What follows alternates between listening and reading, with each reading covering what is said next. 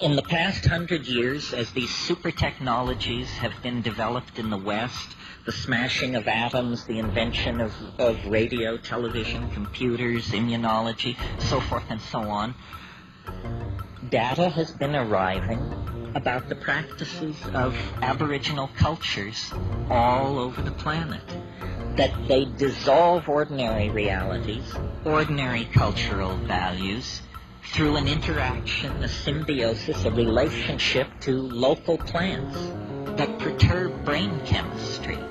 And in this domain of perturbed brain chemistry, the cultural operating system is wiped clean. And something older, even for these people, something older, more vitalistic, more in touch with the animal soul, replaces it, replaces the cultural operating system. Something not determined by history and geography, but something writ in the language of the flesh itself. This is who you are. This is true nakedness. You are not naked when you take off your clothes. You still wear your religious assumptions, your prejudices, your fears, your illusions, your delusions.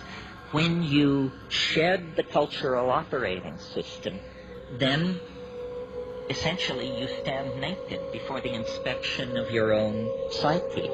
Desmond Morris called it the naked ape.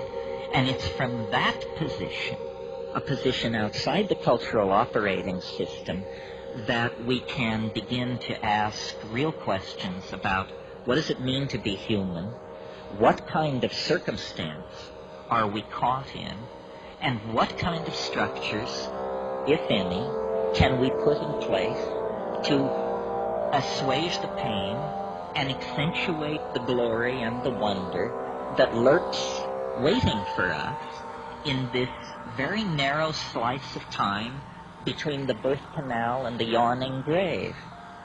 In other words, we have to return to first premises.